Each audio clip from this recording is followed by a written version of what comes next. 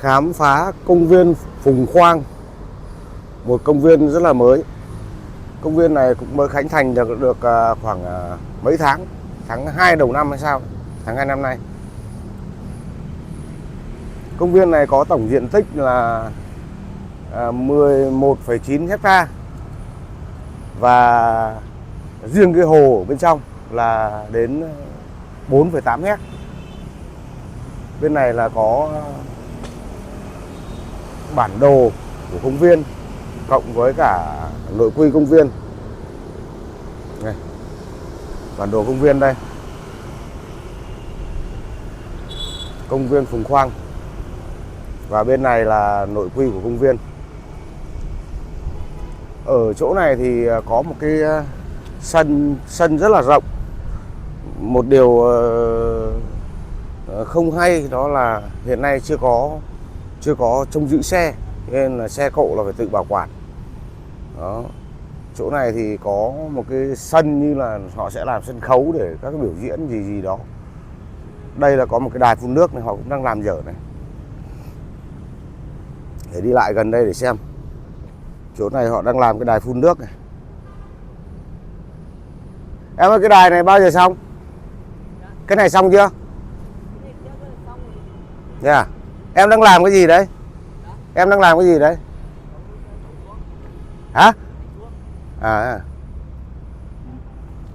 Ở đây họ đang làm một cái sân khấu gì đây? Tháp dựng. Trong này đã treo biển chúc mừng năm mới rồi, 2026 rồi. Còn có mấy ngày nữa là sang năm mới. Đây, biển chúc mừng năm mới. Ở trên này rất là rộng rãi nhé. Đó. Cây cối trồng cũng khá là nhiều. Đây toàn là cây dừa, cây cọ gì đó. Rồi cũng khá nhiều cây xanh. Bên dưới này thì hoa cũng trồng rồi. Đây, còn mấy cây hoa họ vừa mới phun xong. Đây, không, những cái cây này có vẻ là như nó đang lụi, chưa phát triển lên được, mới trồng. Hệ thống đèn khá là đẹp. Đây, cái cột đèn đấy. Đó. Và có một cái vui mắt, đó là cái thùng rác. Thùng rác thì làm theo cách này để thu gom rác, trông rất thân thiện với môi trường. Ở đây có một loạt là các cây to. Sau đó thì bên dưới họ trồng những cái cây hoa nhỏ. Phía bên ngoài này là khu vực hồ. Cái hồ này khá là rộng đấy các bạn nhé. Ngoài kia có một cái đảo nữa. Cái hồ này là rộng 4,8 hecta. Tổng diện tích là 11,9 hecta. Riêng hồ là 4,8 hecta. Ở đây thì là họ lát bằng gỗ này. À, gạch trên gỗ, gạch giả gỗ. Nhìn rất là rộng rãi nhé, đẹp này. Nói thêm một chút là ở cái chỗ đoạn này là họ đang làm một cái lấn ra phía bên ngoài. Xây bê tông lên, đổ cột bê tông, và trên cũng lát bê tông, có hàng rào để ra đấy hóng mát. Đáng tiếc là ngoài đấy thì lại không có ghế để ngồi. Có một số người thì ngồi thì họ lại đang đây này, có một anh bạn này đang ngồi thì lại ngồi bệt. Bên kia cũng có một số bạn nữa đấy, ngồi bệt. Xung quanh là các tòa nhà cao tầng. Bên này là bệnh viện y học cổ truyền. Đó. Khu bên này là bên kia là Thăng Long Number One và khu Vinaconex. Chỗ này rất là đẹp. Họ làm lấn ra phía bên ngoài sát tận hồ, cho nên là khá là thoáng mát và đẹp. Đấy. Dưới này có cả cá nhiều này. Họ thả cả cá koi bên dưới này. Đây, cũng khá là sạch. Có ai đó ăn hoa quả vứt vào đây luôn, thiếu ý thức. Đây, nhìn xuống đây là mặt hồ. Rất là đẹp. Bên này có một cái đảo này, và họ xây một cái cầu ra đảo này. Công viên này khá mới, nhìn cũng khá là khang trang. Ở đây cái đảo đây nhá, cầu đi ra này.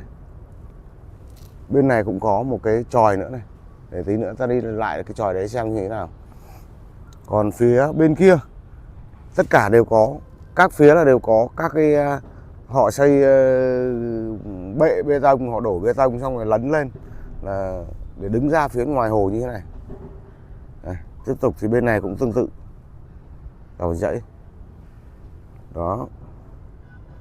Chỉ có một cái điều là làm cái thành lan can màu nâu, cho nên là đây này, lan can này màu nâu cho nên không được đẹp lắm. Nó làm bằng cái màu gì đó thì nó sẽ sáng hơn. Đứng trên này nhìn ra nhiều cây xanh. Nguy hiểm, nước sâu. Họ có cái cảnh báo để tránh trường hợp là nô đùa nghịch ngợm mà rơi xuống, tõm xuống. Bên này họ cũng xây ra và bên trên trong là có một cái nhà lợp mái ngói, trông rất là sành điệu, nhưng mà có một chút là cái gỗ, cái màu gỗ màu ban công thì không được đẹp lắm. Tôi nghĩ rằng là ban tổ chức nên thay đổi cái màu này phù hợp hơn. Đây, cò bay này, chim cò bay giữa hồ luôn. Ngoài này thì có một cái đảo, họ trồng hoa ngoài đấy, cũng có cầu đi ra, khá là đẹp.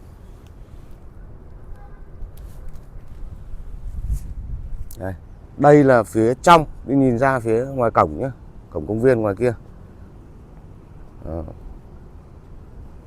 Họ gần như họ trồng một loại cây. Thực ra những cái cây này thì không ổn lắm. Tôi vẫn thích là trồng các cái cây mà dạng cây gỗ, cây thân gỗ lâu năm ấy, thì nó sẽ đẹp hơn. Nó có một cái gì đó hình dáng của công viên hơn. Trồng mấy cây này nó theo phong cách hiện đại.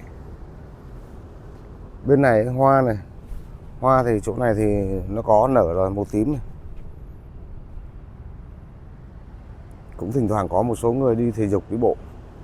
Chỗ này thì có một cái dãy là hoa,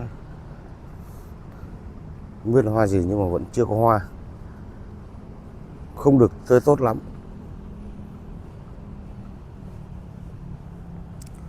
Ok. Họ đi xe đạp được ở trong này này, thấy chưa? Ok, video đến đây là kết thúc. Xin chào và hẹn gặp lại các bạn trong video lần sau.